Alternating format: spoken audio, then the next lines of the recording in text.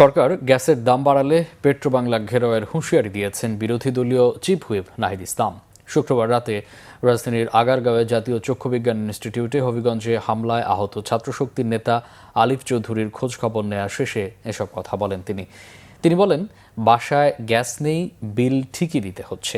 সরকার খুব শিগগিরই জনগণের প্রবল প্রতিরোধের মুখে পড়তে যাচ্ছে বলেও আগাম বার্তা দেন নাহিদ ইসলাম। আলিফের উপর হামলায় সরকারের নীরবতার নিন্দা জানানোর পাশাপাশি জনগণকে আন্দোলনের জন্য প্রস্তুত হওয়ার আহ্বান জানান।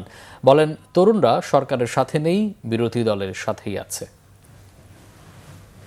এই যে গ্যাসের দাম বৃদ্ধি পেয়েছে, আমরা অবশ্যই পেট্রোবাংলা ঘেরাও করব যদি এই ধরনের গ্যাসের দাম বৃদ্ধি করা হয়। সারা ঢাকা শহরের মানুষ তো নেমে আসবে। মানুষের বাসায় এমনি গ্যাস পাচ্ছে না, গ্যাস নাই, কিন্তু তাকে প্রতি মাসে ঠিকই বিল দিচ্ছে হচ্ছে। এখন আপনি যখন এই বিদ্যুৎ কেন্দ্র এবং যানবাহনে গ্যাসের দাম বৃদ্ধি করবেন, এটার ইফেক্ট সারা দেশে পড়বে। দ্রব্যমূল্যের দাম বৃদ্ধি পাবে, কলকারখানা বন্ধ হয়ে যাচ্ছে, ব্যবসায়ীরা কেউ এই দেশে ইনভেস্টমেন্ট করতে চাচ্ছে না।